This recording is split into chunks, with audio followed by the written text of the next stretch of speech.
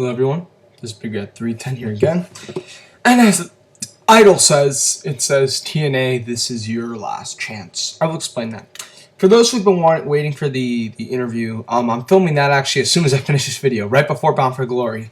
I got a lot of good questions, a surprising amount considering I gave you guys a day notice, but I got a lot more than I thought I would, But I'm going to film that interview tonight, then do my Bound for Glory review, and then put the interview up tomorrow probably. I know I promised it over the weekend, but TNA, let's talk about TNA.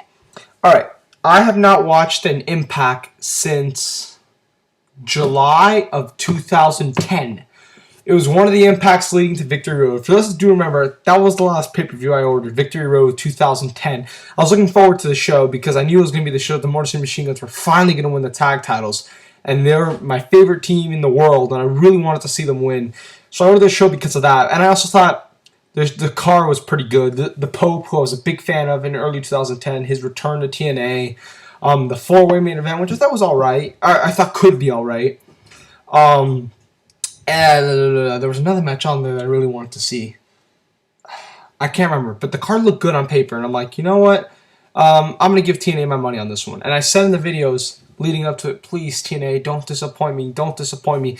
And they kind of disappointed me. I mean, on the night of the show, I said, the show was good, it's not that bad. But as time went on, I was like, you know what, that show didn't deserve my money. And ever since then, I haven't watched an Impact. I haven't ordered a pay-per-view. I didn't even order Destination X this year because I knew, I knew it was a pointless night. Like, it was not going to affect TNA at all in the future. I knew that going in. But also, even though I knew that going in, some people were saying, well, it's still going to be a great night of wrestling. But I looked at the card and I'm like, no, it's not. I saw that AJ Styles, Christopher Daniels main event, like, that match is not going to be great. I don't know why, but they're going to have a different dynamic in the Impact Zone. The Impact Zone's not going to buy it. It's just not going to be a great match. I know it's not. And it wasn't. I still say to this day, they should have done, if they did Angle Joe Daniels, I would have ordered that pay-per-view. Because that match guaranteed would have been awesome. If they did that match, I definitely would have ordered that pay-per-view. But they didn't, and I was like, ugh. And I looked at the rest of the card. The four-way looked great. Lynn RVD was really good. But it wasn't enough for me to order the show, and I didn't order the show. And I didn't watch the Impacts leading up to it. I saw the X Division qualifying matches on YouTube. When Austin Aries won, when Loki won, I did not see the Zema Ion one, even though I'm a huge fan of his. And I saw the one where Jack Evans won. I saw those three matches, but I never saw actual Impacts because I just had no faith in the company. I've said this for a while now. I don't hate TNA. I just don't give a shit. Like, I will still read the Impact spoilers every week because I like to be up to date, and I also love listening to Brian and Vinny review TNA Impact. It's like with CMLL in the newsletter. When the Wrestling Observer newsletter comes out every week, there's like these paragraphs on CMLL. I don't follow CMLL. I don't know anything that's going on, but I always read those paragraphs every single newsletter just because I like to be up to date on what's going on in the wrestling world. And like I said, I do watch Full Killer videos. I do watch Brian and Vinny's videos. I just like to keep up to date with the product so I can hear the commentary on it. I never ever watch the show. I never order any pay-per-views. I just don't care. I've never hated TNA. Now, I heard about the build to Bound for Glory with Bobby Roode, and I was like, this is interesting. And I was listening to the reviews. Again, I still didn't care enough to watch any of the Impacts for the past 4 weeks. I was listening to the reviews, and I was like, wow, they seem to be improving. And then I heard about the Go Home show, and I told myself, you know what, I'm going to watch the Go Home show, and if it convinces me to buy Bound for Glory, I'll buy Bound for Glory. My first order TNA pay-per-view, and my first Impact since July of 2010. Now, here's the thing. This all started when Bruce Pritchard was named head of creative. Now, granted, it's not like Bruce Pritchard is a Jim Cornette or a Raven, just an awesome wrestling mind. But it was not Vince Russo. Now, I know Vince Russo is still writing the show. I know that. But I know he wasn't in charge of creative. And I remember when he turned Kurt Angle heel, Hulk Hogan and a lot of others in the company reportedly were very upset with why he turned Kurt Angle heel. They thought it was pointless. They thought it didn't make sense. But in hindsight, if you look at what Rude's path to the title, if you take anybody on that roster, the best guy to do it with was Kurt Angle, and the best way to do it with was Angle as a heel. So I don't completely hate it. I mean, at the time, it made no sense. But now it makes sense. But anyways, this is a change. TNA has been saying for the past 6 months, we will change. And I've heard all their bullshit talk and I haven't seen anything. I told myself, I will come back to this product maybe if they show me change. If they show me they really, really have somewhat changed. Because you know what I want? I want new stars, goddammit. I consider myself a very deprived wrestling fan when it comes to mainstream. Not only when it comes to indie wrestling. Indie wrestling's awesome right now. But when I was a kid, I loved wrestling. But when everyone's a kid, they love wrestling. I mean, technically I'm still a kid. But, I mean, when I was really young, when I first started when I was 7 years old, I loved it. And I loved it until I got to the age of 11. Because when you get to the age of 10, 11, 12, that's when you start thinking about it more. And I wasn't as lucky as a lot of you older fans. When you were 10, 11, 12, the product was still awesome. When I was 10, 11, and 12, the product started to suck. So I never got to fully enjoy it in my adolescence. And I feel that's a very important part of being a wrestling fan. I feel very deprived because I'm going to like it no matter what when I'm that young. But when I start to grow older, I've never been a part of awesome mainstream wrestling when I was watching. Remember, I started watching TNA towards the end of 2006. That was right when it was starting to do the turn for the worse. I've always been watching everything on delay. Every single goddamn show I watch on delay. And that's why Ring of Honor has saved me, because even though I've seen a lot of those great shows on delay, what I mean by that is I see the shows after they happen. I mean, I've still been lucky enough to like Death Before Dishonor 9. Oh my god, that show was so awesome. That shit like that makes me a wrestling fan. And I've never been to a TNA live show, which is kind of odd because I live in Florida and I've never been to a TNA show. And I've been to 3 Ring of Honor shows. But I've never been to a TNA show. I've been to a few WWE shows over the years, and I mean, The Rock's birthday I really liked. I had a lot of fun during that show, but that wasn't really more of a wrestling show. That was more just, it was almost a house show. It was almost a house show, because Rock was being a guest host. Not a lot of angles were really pushed. It was almost a house show, and I had a good time, and I had good seats, as you guys saw. I enjoyed myself in Survivor Series, but that last half of the show, that angle with Barrett Orton, really killed my interest in that company, as far as being, like, considerable interest into the promotion.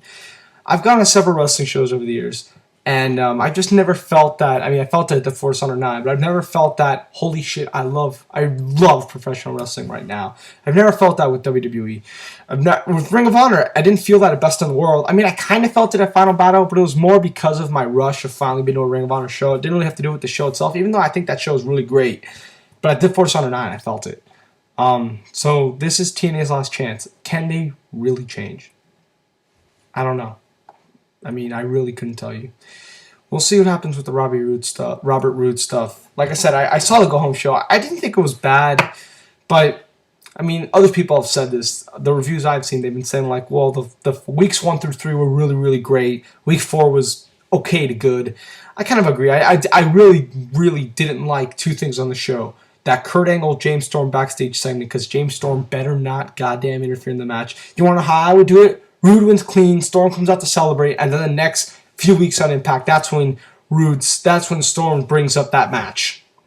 And maybe do a heel turn, I don't know. But when I saw that, I was like, damn it, man, I think Storm's gonna interfere, and it's gonna screw everything up. And I really was negative. But then the more I thought about it, I was like, yeah, they could do it after the pay-per-view. And the Jeff Hardy thing, I didn't like that at all, because this is supposedly the last match on the show, Roode Angle. That's the main event. Then that opening segment should have been the last segment on the show. And the last time we see Robert Roode shouldn't be when Jeff Hardy saves him from Kurt Angle. That's not good. I didn't like that segment at all. The Hogan thing, I thought that was okay. The Morgan Joe's promo I liked. That match, I skipped through that match. And I don't like the dynamic of the match, but that promo was good. I saw the first match, which I thought was good, with RVD, AJ, Daniels, Lynn. I liked the Daniels, AJ beatdown. I mean, Kendrick winning, it doesn't really mean anything. Landing on the title belt was stupid, though. Velvet, a lot of people aren't happy with her winning the title. I mean, I get it. I mean, why? Come on, it's mainstream pro wrestling. People are like, oh, she shouldn't win the title. You know what it's all about. She has big breasts. She has a nice ass. And she's pretty. That's why they give her the title. At least that's kind of her real hair color. The brunette stuff is. Obviously, she has blonde highlights, but she doesn't hide it. It's not like Kelly, where her hair is so obviously fake. Look at the eyebrows, people. Look at the eyebrows. They don't match.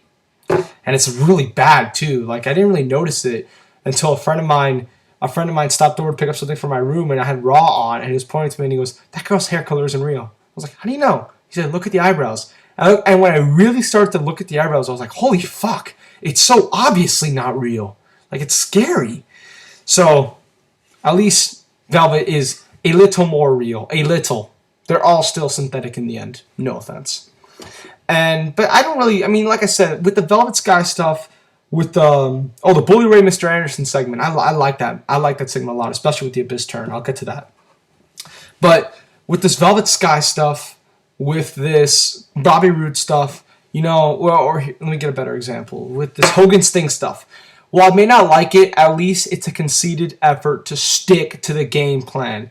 What I want right now is stars. I was talking this earlier, how I've never been a part of great professional wrestling as an adolescent. I want stars, damn it. WWE can't goddamn give it to me. They fuck up everything when it comes to making people. My interest gets high, and then they, boom, push me back down, and I'm like, ugh. TNA has got my interest up with a new star. Can they follow up on it? Can I get a star? That's what's interesting me right now, a star. And like I said I wouldn't go back to TNA unless they made a conceited effort to change. They sound like they're making a conceited effort to change, and they stick to their storylines. I mean, they do. With Jerry Lynn RVD, you can tell that's been planned since July. I like that. Same with AJ Daniels. Same with Hogan Sting. Same with the Velvet Sky winning the title. While I may not like some of these things, I like the conceited effort because you can fix. Because like a lot of times when a wrestler pushes someone, you can fix the star. Like I know people are upset, they're pushing the wrong guy, they're pushing the right guy, they're pushing the wrong guy. That can be interchangeable. But if you can't build a guy properly, it doesn't matter if it's the right guy or the wrong guy, it's not going to go well. But if you can build someone properly and then put the right or wrong guy in there, whether you don't do or not like the guy, they did something right. And that's why I liked Matt Morgan back in 2009 when Jim Cornette was in charge of creative and building him up. I wasn't a big fan of Matt Morgan, but I still liked his push. And I was rooting for him a little bit because I like the conceited effort to push someone. And TNA, as much as I have been so indifferent towards the company, they at least stick to their game plan. Now, there's sometimes your game plan sucks, but they stick to it. So, Bound for Glory, like I said, TNA, it's your last chance. Here's how it can go for me. It all depends on one match. That is true. If Rude loses in any way, I do not care if it's made to seem that Rude might win at the next pay. I don't care. Rude loses tonight, I'm done. I will not invest when you push someone. I will not do anything unless there's a major overhaul. Like, it has to be major change in the company. Unless that happens, I'm done. I'll still be indifferent. I've been indifferent for a while, but I still kind of paid attention. I'll be done if they kill Bobby Roode. I will be done. If Bobby Roode wins the title, a lot of people say he should win clean. I agree, but I just don't see TNA not having any interference. I just don't see it. They might, but I really just don't see it. But hey, they might. If there's a lot of interference and Roode still wins, I won't come back as a fan or anything, but I'll just be like, all right, I guess. I'll watch an Impact or two building to the next pay-per-view. Maybe. If James Storm comes in and looks like he's going to turn on Rude, but instead turns on Angle, I'll be a little more upset because the focus will have been on Storm, not on Rude. And again, I'll be like, And if they do just a million bullshit, like if they really overdo it and they make Rude's win look like a fluke, then nothing will change. I'll just be like, okay, back to indifference. But like I said, if Rude loses clean, I'm done. Like, I will legitimately not even care. Not pay attention, I might even skip the Bryan and Vinny Impact reports if Rude loses clean. TNA, this is your last chance. Last chance for me. Make or break, go home or go die. And I thought the go home show was okay. I didn't think it was anything great, but it wasn't terrible. It still made me interested in the pay-per-view. So, we'll see. I'll be back with my Bound for Glory review after the show on Big Red 310.